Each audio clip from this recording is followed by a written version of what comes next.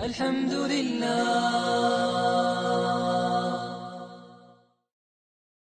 we come to a man and his wife, if the woman says, I believe that it is mandatory upon me to give zakat on my gold and silver jewelries, and the husband's conviction is that no, as long as you wear it, it's not mandatory, as a lot of the schools of thought say. So he prohibits his wife from giving zakat on her own jewelry.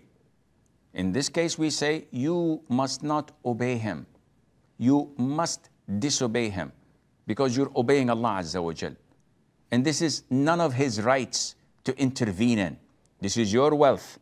This is your money. If you want to invest it, he has no right to stop you, because it's your wealth.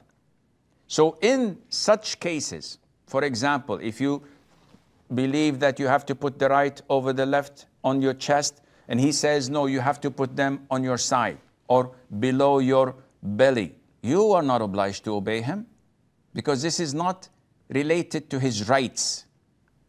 So whatever is related to his rights, you have to obey him, such as it is his God-given right not to leave the house without his permission. So try to be kind and nice to him, and try to be diplomatic and get him to approve. Otherwise, you must not go.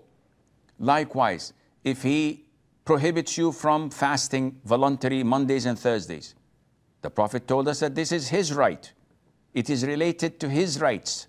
So you have to obey him and not fast voluntary fasting without his permission. Likewise, if a woman wants to go to make Umrah, which is voluntary, or perform Hajj, which is voluntary, it is prohibited for her to do so without his permission. This is related to his rights. Now, when we come to niqab or hijab or burqa', it's the same thing. Even if she doesn't believe that covering the face is mandatory, no scholar on earth says that covering it is prohibited. They all say it's recommended. So because it is not a prohibited thing, or he's not ordering you to do an innovation, rather it saves his own honor and reputation. Because without any doubt, when a man's wife goes uncovered, he is ashamed of that. So it is a must upon a woman to obey her husband if he tells her to cover her face. Even if she does not believe it's mandatory, yet it is obligatory upon her to obey him.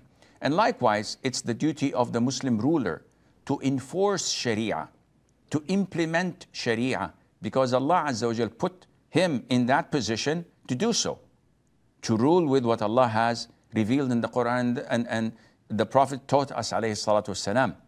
To refrain from doing this and allow people to do whatever they want and allow sins to be widely spread, he is accountable and sinful for that.